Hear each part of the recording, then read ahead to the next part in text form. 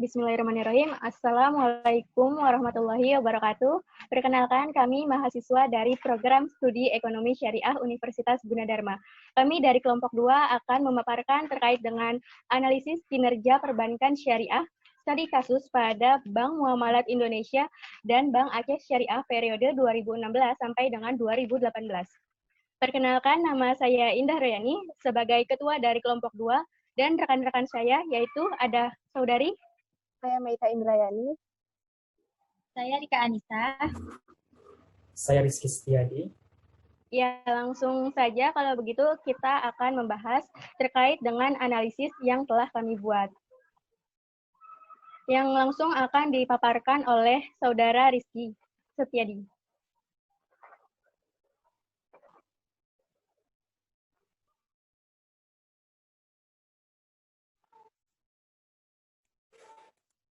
Ya, sebelum kita masuk pada pembahasan inti, di mana pembahasan itu adalah analisis lebih mendalam mengenai kedua bank tersebut, saya di sini pertama kali ingin menjelaskan mengenai kerangka pemikiran dari analisis kinerja bank syariah tersebut. Di mana di sini kita memilih dua bank, yang pertama ada Bank Muamalat Indonesia dan Bank Aceh Syariah, yang di mana kedua bank ini kita pilih karena yang pertama Bank Muamalat merupakan bank pertama di Indonesia, dan Bank Aceh Syariah merupakan bank daerah pertama di Indonesia. Jadi di sini kita ingin mencoba, atau tujuan kita ini ingin mencoba untuk menganalisis kinerja perbankannya, untuk mengetahui dan membandingkan kinerja keuangan, kinerja good corporate governance, kinerja sosial, dan kinerja kepatuhan dari kedua bank tersebut. Lalu sejarah singkat mengenai kedua bank tersebut, di mana yang pertama dari Bank Muamalat Indonesia itu sendiri sudah banyak kita ketahui, di mana Bank Muamalat itu berdiri mulai dari tanggal 1 November 1999 dan mulai resmi beroperasi itu pada 1 Mei 1992. Sedangkan Bank Aceh Syariah di sini mulai kegiatan operasionalnya itu berdasarkan prinsip syariah pada tanggal 5 November 2004. Dan untuk periode analisis pada kedua bank ini kita memakai tahun atau menggunakan tahun 2016 sampai 2018. Lalu untuk metode yang digunakan dalam analisisnya tersebut kita menggunakan beberapa metode. Yang pertama itu ada metode Camel, di mana digunakan untuk menganalisis kinerja keuangan. Yang kedua kita ada metode literatur review, yang di mana digunakan untuk menganalisis kinerja good corporate governance dan kinerja kepatuhan. Dan yang ketiga kita ada model ISR Index atau Islamic Social Reporting untuk analisis kinerja sosial. Dan untuk selanjutnya, mengenai analisis lebih dalam terhadap kinerja perbankan dari kedua bank tersebut, yang pertama yaitu adalah analisis kinerja keuangan dengan model Camel yang akan dijelaskan oleh Indah Royani, teman saya. Kepadanya dipersilahkan. Ya, terima kasih kepada saudara Rizky Setiadi. Di sini saya akan memaparkan terkait dengan kinerja keuangan. Seperti yang kita ketahui bahwa bank sebagai lembaga intermediasi secara kredibilitas operasional dapat dilihat kemampuan bank untuk tumbuh dan bertahan. Nah, untuk melihat hal itu, kami menggunakan model Camel yang terdiri dari kapital, asset quality, manajemen, earning, dan liquidity. Nah, untuk kapital itu sendiri adalah aspek yang digunakan untuk mengukur kemampuan bank dalam mempertahankan modal. Nah, yang diukur kita menggunakan aspek CAR atau Capital Adequacy Ratio, di mana memiliki bank itu dikatakan sehat apabila mencapai 8%. Jadi, semakin besar nilainya, maka bank itu dikatakan sehat. Kemudian yang kedua, kita akan menilai dari sisi asset quality atau kualitas asetnya. Nah, kualitas aset ini merupakan aspek yang digunakan untuk mengukur seberapa besar pembiayaan bermasalah yang harus diantisipasi oleh perbankan syariah. Maka model atau rumus yang kita gunakan menggunakan NPF, yaitu Net Performing Financing, yang membandingkan antara total pembiayaan bermasalah dengan total kredit. Bank dikatakan sehat apabila memiliki nilai NPF di bawah 5%. Nah, selanjutnya adalah manajemen. Manajemen ini merupakan aspek yang digunakan untuk melihat manajemen keuangan suatu bank. Nah, rasio yang digunakannya yaitu NOM atau Net Operating Margin. Nah, untuk mengetahui bank itu dikatakan sehat, yaitu apabila memiliki nilai rasio dari rentang 0 sampai dengan 1. Semakin mendekati 1, artinya bank tersebut semakin dikatakan sehat.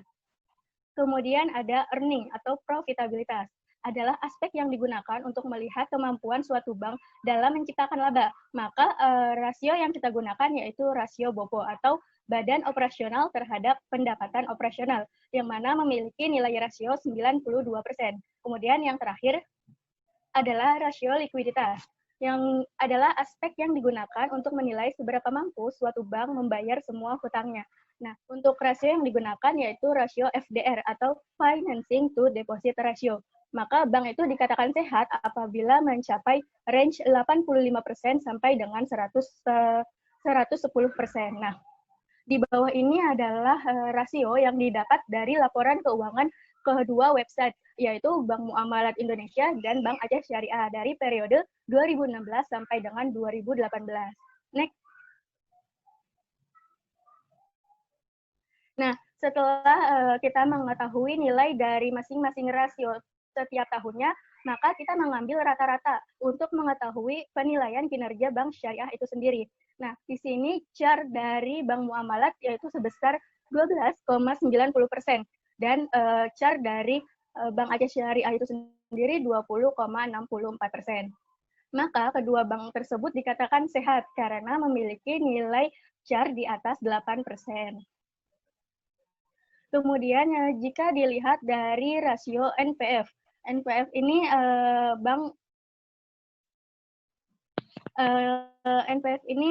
Bank Muamalat memiliki rasio 2,24% dan Bank Aceh Syariah memiliki rasio rata-ratanya yaitu 0,05%. Nah, dari nilai rata-rata rasio ini menunjukkan kedua bank tersebut dikategorikan sehat karena berada di bawah batas minimum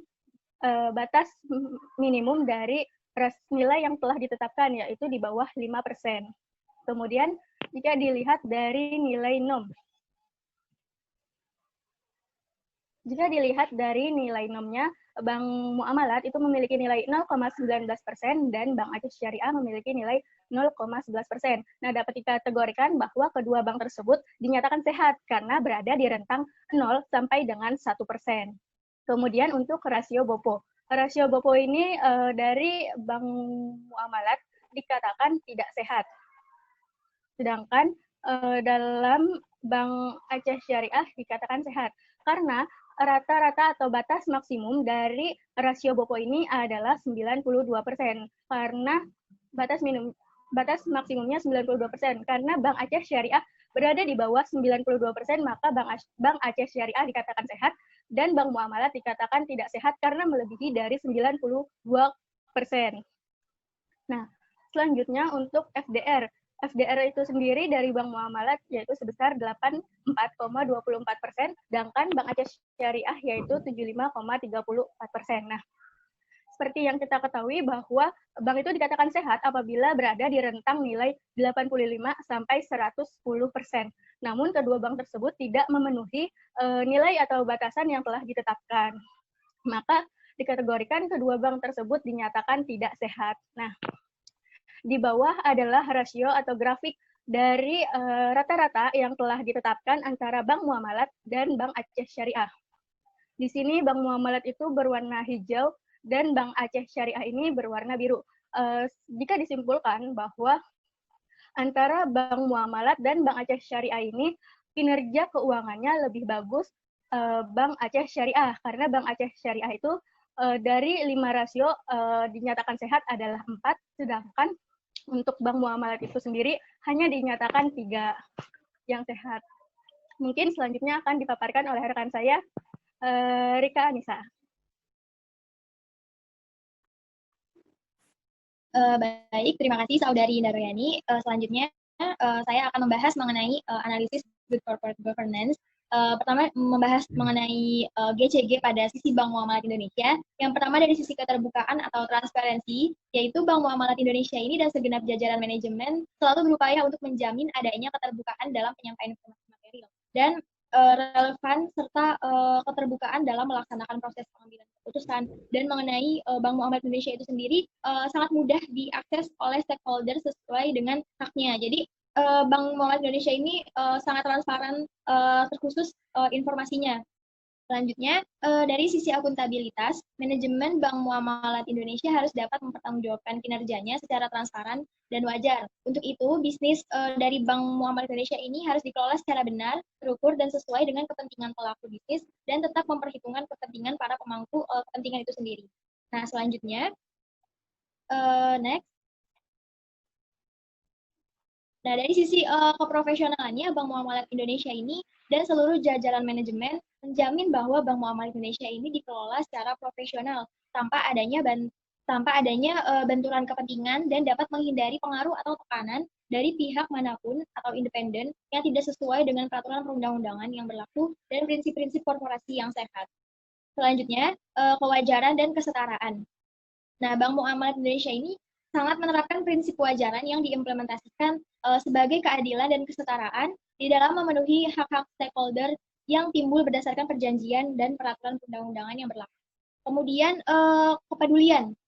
Kepedulian ini sangat sesuai dengan peraturan dan ketentuan GCG itu sendiri yang berlaku antara lain yaitu disebutkan bahwa setiap bank wajib menginformasikan dalam laporan GCG bank yang bersangkutan tentang penyaluran dana untuk kegiatan sosial.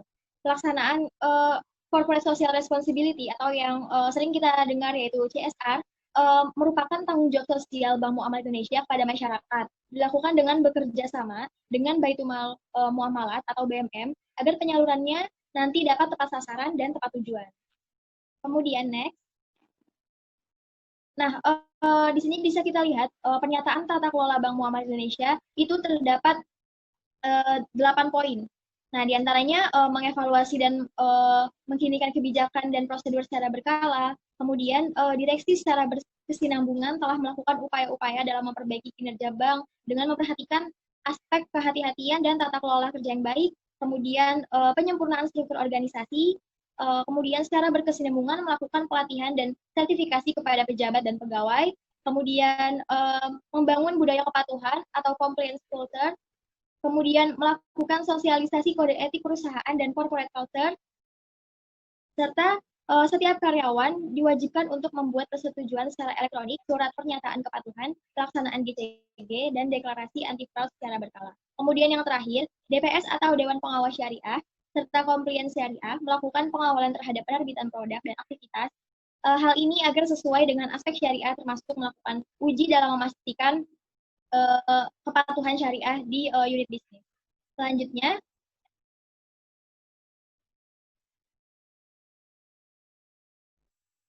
Selanjutnya good corporate governance pada sisi Bank Aceh Syariah. Nah, seperti kita tahu bahwa Bank Aceh Syariah ini telah berkomitmen untuk menerapkan prinsip-prinsip GCG secara konsisten dengan tujuan sebagai berikut. Yang pertama, mencapai pertumbuhan dan imbal hasil yang maksimal. Kemudian mengendalikan dan mengarahkan hubungan yang baik antara pemegang saham, dewan komisaris, direksi, dan seluruh pemangku kepentingan perusahaan. Kemudian mendukung aktivitas pengendalian internal, mengelola sumber daya secara amanah, meningkatkan pertanggungjawaban, memperbaiki budaya kerja perusahaan, dan yang terakhir menjadikan perusahaan bernilai tambah, yaitu meningkatkan kesejahteraan seluruh insan perusahaan. Selanjutnya, kita beralih ke sisi keterbukaan. Tadi di Bank Muamalat Indonesia juga kita bahas mengenai sisi keterbukaan atau transparansi. Kalau di Bank Aceh sendiri menyediakan informasi yang sangat lengkap, akurat, tepat waktu kepada para pemangku kepentingan atau stakeholder. Nah, Bank Aceh ini menyampaikan kepada Bank Indonesia dan OJK di mana mempublikasikan informasi keuangan serta informasi lainnya yang material dan berdampak signifikan pada kinerja perusahaan secara akurat. Kemudian akuntabilitasnya, pelaksanaan dan pertanggungjawaban organ dan seluruh jajaran Bank Aceh sehingga pengelolaan Bank Aceh terlaksana secara efektif. Kemudian secara profesional, Bank Aceh ini dikelola secara profesional tentunya tanpa benturan kepentingan dan pengaruh atau tekanan dari pihak manapun yang tidak sesuai dengan peraturan perundang-undangan yang berlaku dan prinsip korporasi yang sehat. Selanjutnya, dari sisi kewajaran dan kesetaraannya, dalam pemenuhan hak-hak stakeholder yang timbul berdasarkan perjanjian dan peraturan perundang-undangannya, Bank Aceh ini sangat menjamin bahwa setiap pihak yang berkepentingan mendapatkan perlakuan yang adil sesuai ketentuan peraturan perundang-undangan yang berlaku. Dan yang terakhir, dari sisi kepedulian, berbagai bentuk kegiatan kemanusiaan dan sosial sebagai wujud dari pertanggungjawaban sosial Bank Aceh itu sendiri, implementasinya yaitu pada sikap kepedulian atau community development, seperti kepedulian terhadap masyarakat dalam meningkatkan pendidikan, kesehatan bagi masyarakat tidak mampu dan pembangunan fasilitas keagamaan. Nah, setelah kita menimbang good corporate governance dari sisi Bank Muamalat Indonesia dan Bank Aceh Syariah ini sama-sama menerapkan tata kelola perusahaan yang baik dan menjalankan kewajiban serta peraturannya dengan sangat baik sesuai dengan prosedur yang ada. Kemudian selanjutnya akan dijelaskan oleh saudara saya. Silakan.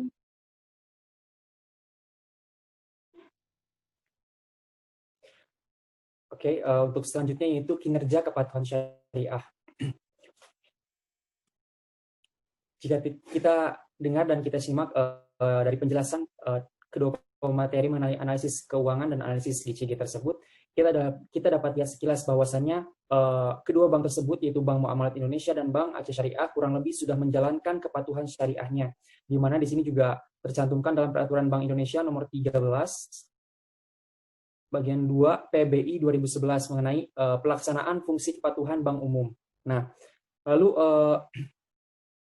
di sini juga dijelaskan bahwa direktur yang membawakan fungsi kepatuhan dan suatu kinerja kepatuhan pada bank umum syariah dan bank umum konvensional yang memiliki unit usaha syariah wajib berkoordinasi dengan Dewan Pengawas Syariah atau DPS terkait pelaksanaan fungsi kepatuhan terhadap prinsip syariah. Nah, jika dilihat di sini kita dapat lihat lagi bahwa kedua bank tersebut sudah melakukan hal tersebut, di mana menggunakan DPS atau Dewan Pengawas Syariah untuk melaksanakan fungsi kepatuhan terhadap prinsip syariahnya. Oke, next. Nah, sebagai contohnya tadi dalam pelaksanaan good corporate governance, di mana DPS ini secara rutin telah menyelenggarakan rapat bulanan guna memastikan antara lain usulan produk, jasa, dan program sesuai dengan prinsip syariah yang diatur dalam fatwa DSN MUI. Nah, jadi kurang lebih untuk kepatuhan syariah dari kedua bank tersebut kurang lebihnya sudah memenuhi syarat mengenai kepatuhan syariahnya. Dan untuk selanjutnya saya serahkan lagi kepada teman saya yang akan menjelaskan mengenai kinerja sosialnya. Kepadanya dipersilakan. Syariah. Terakhir saya akan menjelaskan bagaimana kinerja sosial pada Bank Muamalat Indonesia dan Bank Aceh Syariah. Untuk mengungkapkan kinerja sosial, kami menggunakan model Islamic Social Reporting Index atau biasa disebut ISR Index. ISR Index ini pertama kali diperkenalkan oleh Hanifah pada tahun 2002 yang kemudian dikembangkan oleh Otman pada tahun 2009. Nah, dalam ISR Index ini ada 6 tema pengungkapan indeks ISR. Ada Finance and Investment, Product and Service, Employee, Society, Environment, Corporate Governance. Dalam penelitian ini kami hanya menggunakan satu tema, yakni Society Theme. Indeks ISR ini adalah perluasan dari social reporting yang meliputi harapan masyarakat tidak hanya mengenai peran perusahaan dalam perekonomian, tetapi juga peran perusahaan dalam perspektif spiritual.